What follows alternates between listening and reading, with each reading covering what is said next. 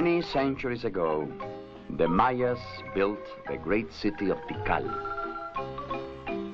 Today, the Quiche Indians, direct descendants of the Mayas, still practice the same pagan rituals.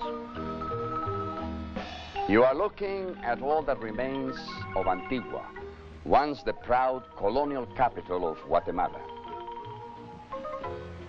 Hello, I'm Ricardo Montalban, your host for this journey through Guatemala. In 1524, the Spaniards brought their Western European culture, their language, and their tradition. Today, the Republic of Guatemala is an exciting collage of several cultures. Every small fragment of yesterday, every little piece of today, fits harmoniously to form a nation of endless fascination. You are about to see the documentation of the most recent Wali Bayam Caravan to Guatemala. 300 travel trailers and 700 people, in reality a traveling city. This informal group of travelers shares the belief that people-to-people contact through foreign travel plays an important part in international understanding. And now, here's their story.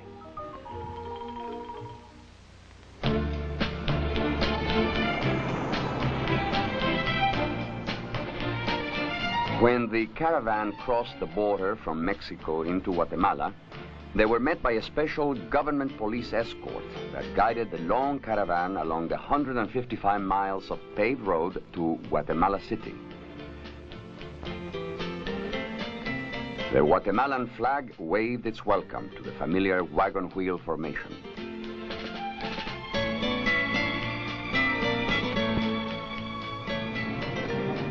Historically speaking, Guatemala City is a city with more future than past, as it was founded only 200 years ago. Guatemala is a harmonious tapestry interwoven with traditional Spanish architecture and highly contemporary designs. The nation has 6 million inhabitants, and 1 million of them live in Guatemala City.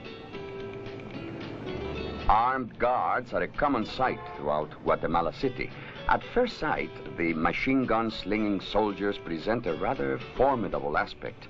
After a while, however, you hardly notice them, although they notice everything.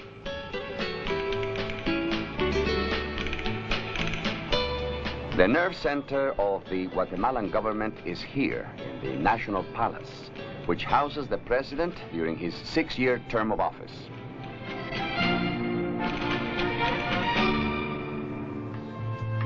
Facing the main plaza is the stately main cathedral, standing exactly as it did when the last stone was laid 185 years ago.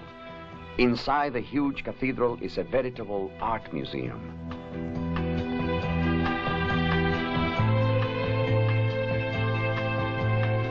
The old churches, with their steeples and heavily carved facades, share the sun with the most outspoken expressions of contemporary architecture.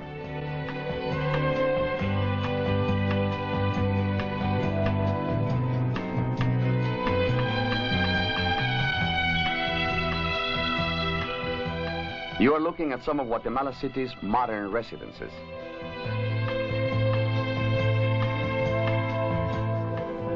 Many Guatemalans still cling to tradition, however, and their homes evoke a feeling of old colonial days where huge courtyards with manicured gardens and shimmering fountains offered a quiet place of rendezvous for the long courtships.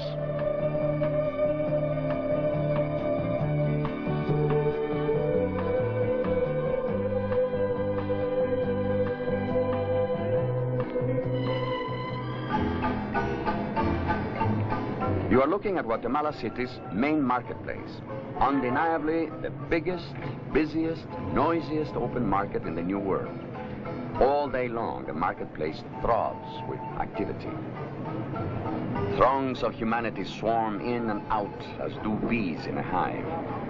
Now, add to this the sound of 1,000 footsteps, shuffling and bustling, the shouts and cries of the vendors punctuated by obscene horns and growling buses, and this will give you some idea of the scene that met their disbelieving eyes.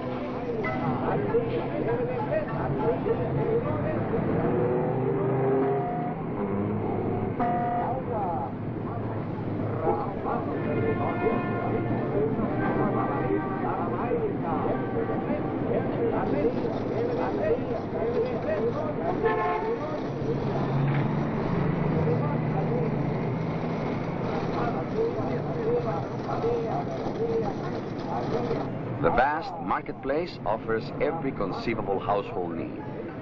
Here you can haggle and bargain for everything, from a bunch of bananas to a roll of barbed wire, from a snow cone to a sterling silver thimble. It didn't take long for the caravanners to discover the marketplace. In their limited Spanish, they bartered and bargained for all their needs. They stocked up on fresh fruits and vegetables. They walked through long aisles permeated with unfamiliar smells where they displayed every spice they know of and some they never heard of. Beautiful, hand-woven textiles are among the great bargains Guatemala offers you. They stared at an endless rainbow of vibrant colors, exciting fabrics and textures. Guatemala's handloom materials take the form of shawls, tablecloths, skirts, shirts, and yardage for dressmaking. The designs are colorful and original, and the craftsmanship is meticulous. They bought tablecloths, belts, and wall hangings at bargain prices. No matter how long you stay at the market, you will never get bored and you will never grow hungry. A smiling face will offer you a slice of watermelon for 15 cents, or you can always pick up a snow cone in any of 5 decorator colors. We left the buzzing marketplace just as we found it. A human cauldron, bubbling and boiling with endless activity.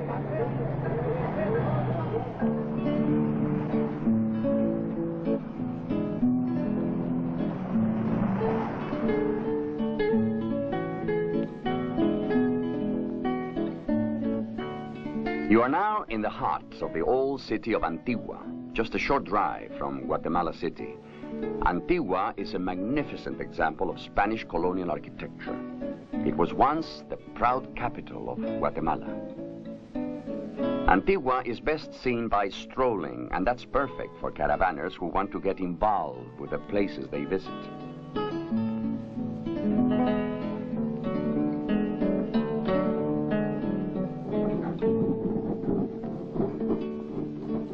The main Plaza Real is flanked by the main Cathedral of San Jose and the Palace of the Captains General that dates back to the 16th century. Today, the Indians gather in the shade offered by the huge leafy trees to sell their weavings. Now, as 500 years ago, Antigua speaks with its church bells.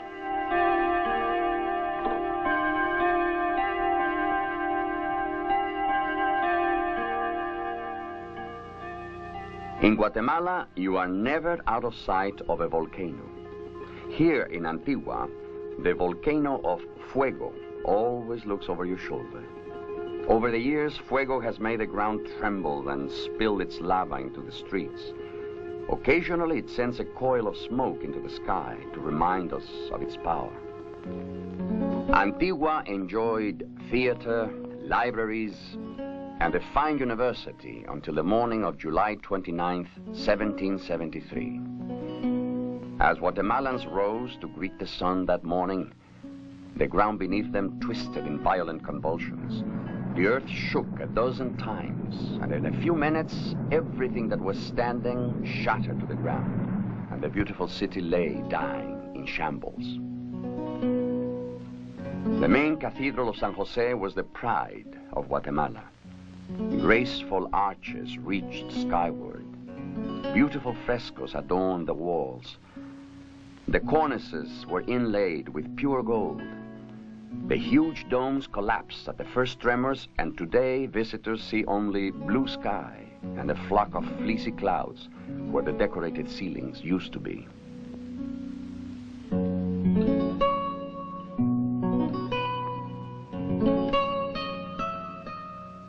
The Holy See established the convent of San Francisco. The initial shock wave destroyed the convent completely. All that remains, as you can see, are the crumbling walls and the secret passageways that led to other parts of the city.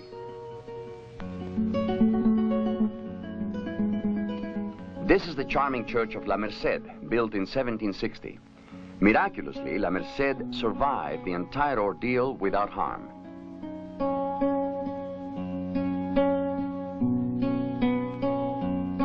The white and yellow cake decorating looks as flawless and bright today as it did 200 years ago.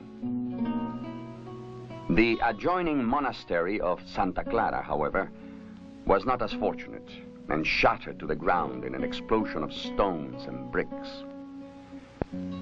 When the earth finally stopped shaking, the city of Antigua looked like this. Today, 200 years later, it remains basically unchanged. In 1773, the capital was moved to Guatemala City. And while Guatemala City continues to grow and prosper, Antigua sleeps peacefully in exquisite ruins.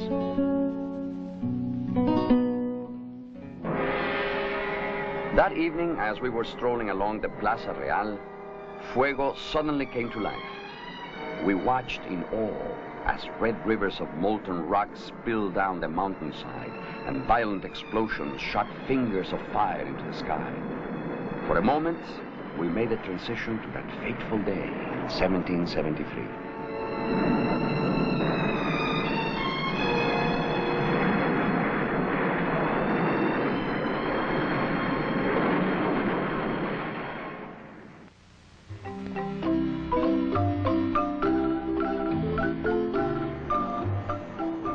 Driving through Guatemala is a source of endless fascination. The caravan passed through a dozen small villages dotted with farms. And of course, sometimes they would just have to stop to shoot some pictures of the local sights.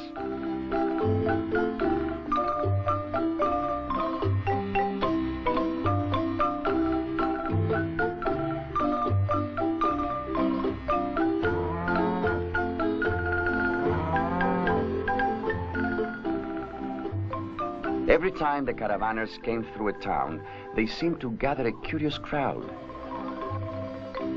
A nearby marketplace was always at hand for the two things they looked for every day: some form of human exchange and fresh groceries.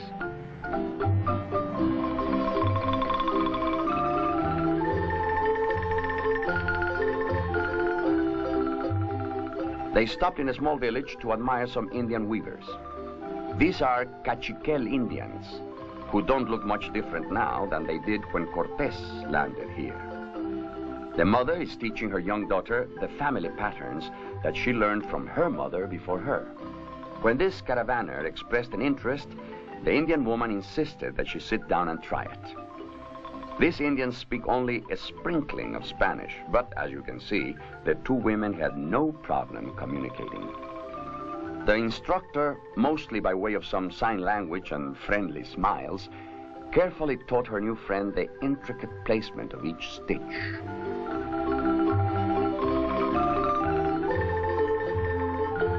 This caravaner is bringing back a priceless experience she will remember for as long as she lives. Further into the back country, the caravan came across this tiny settlement of Quiche Indians. These Indians live in small huts and do some farming very much the same as their ancestors did before Columbus left Spain for the New World. These Indians don't get a lot of foreign visitors, and as you can see, they are quite shy. The women are especially withdrawn. Their lives appear unchanged and unaffected by modern civilization. They found this family in the process of building a new house. A few of the caravanners decided to stop and lend a hand. The men helped with the construction work, while the caravan women helped with the endless daily chores. These two men, from two distinct worlds, worked side by side and through personal exchange enriched each other's life. Who would ever dream that you could enter a primitive village like this and actually make contact with the people? It is this people-to-people contact that makes this such a meaningful way of travel. The government of Guatemala provided the entire jockey club for the base camp. Between sightseeing excursions, many caravanners spent their time entertaining new Guatemalan friends. Some took the time to perform a little maintenance work, while others just played in the sunshine.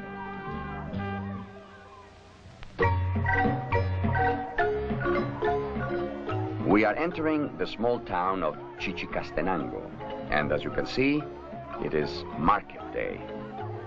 Aside from a throng of tourists, market day in Chichicastenango brings the Quiche Indians from many miles around. The two factions converge in the teeming marketplace. The tourists are here to snap pictures of the Quiches. The Quiches are here to sell their native crafts and to perform a variety of rituals and sacrifices to their many gods.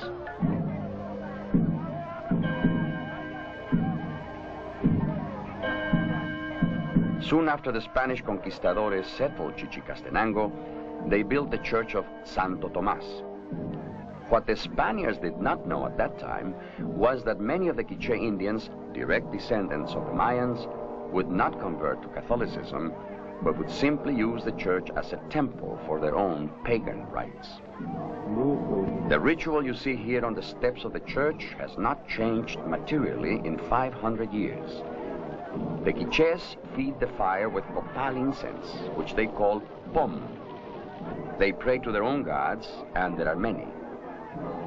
Avilich, Bala Macab, the tiger of the night, Tepeu, the creator, and countless more.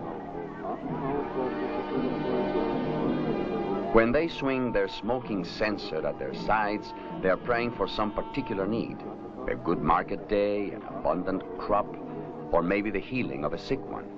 Notice, though, that some of the Indians are swinging the censers directly in front of them. The purpose here is to stop the evil spirits from entering into the church with them, as evil cannot cross the smoking bomb. What you are about to witness now has never been filmed before, as it is strictly forbidden. Dressed as mendicants, the film crew hid cameras in their knapsacks. These rituals inside the church take the form of long and strange conversations with the dead.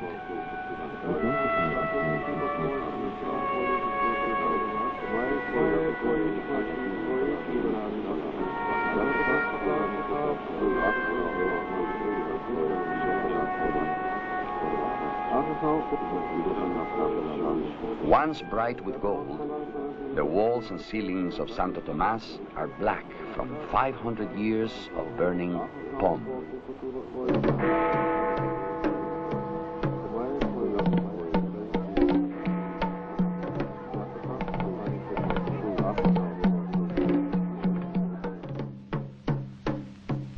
Over 2,500 years ago, here on the sacred hill of Pascualabaj, the Mayas celebrated secret ceremonies in the presence of this black stone idol. Today, in the presence of the same idol, the Quiches continue this practice, only in secret. These scenes have never been filmed before, and they appear somewhat shaky as the camera is well hidden in the thick foliage equipped with a telephoto lens. This Quiche Indian brought his ailing young son to the ceremonial hill to dry the illness from his body. He must first make an offering to the 4 cardinal points of the compass. The Maya Quiches believe that man was created from a kernel of corn. Because the rooster feeds on corn, he is considered the reincarnated form of the god of destruction, and thus he must be sacrificed. In accordance with this belief, the father now severs the rooster's head.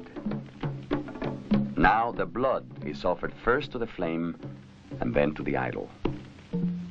If the rooster flutters excessively, the illness is serious and the patient will probably die. Light fluttering, however, indicates that the ill will soon recover. The bleeding head is now offered to Tepeu, the creator.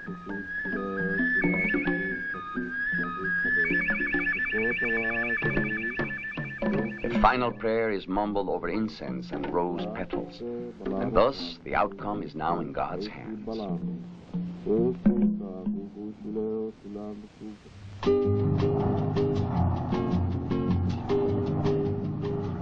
From an elevation of 300 feet, you are looking down on the lost city of Tikal. The chartered DC-3 settled down on the dirt strip and the caravanners stepped out into the steaming jungle.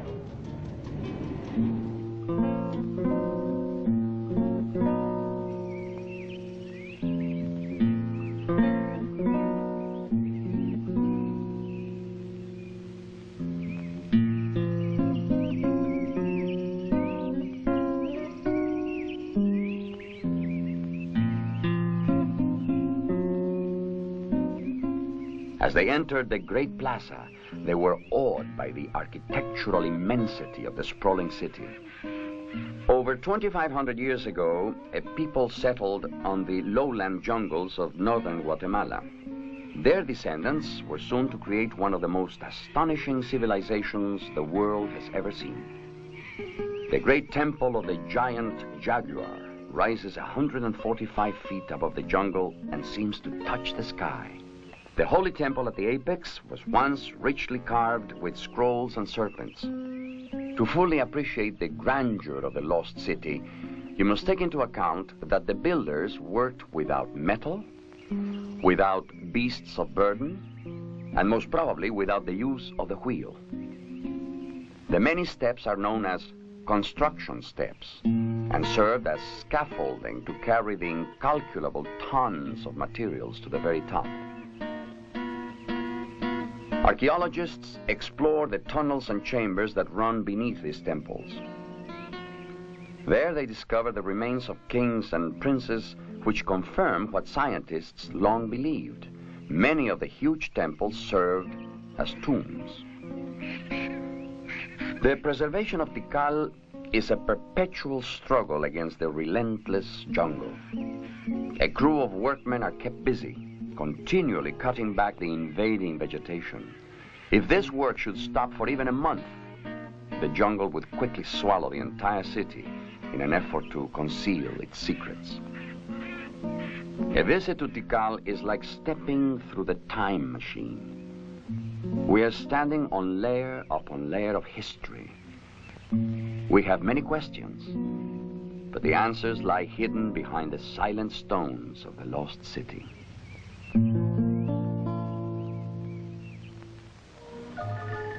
Reluctantly, the caravan heads north on Highway 1 toward the Mexican border and eventually home.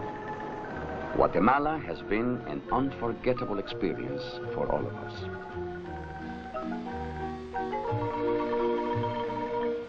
I hope you enjoyed our adventure in Guatemala.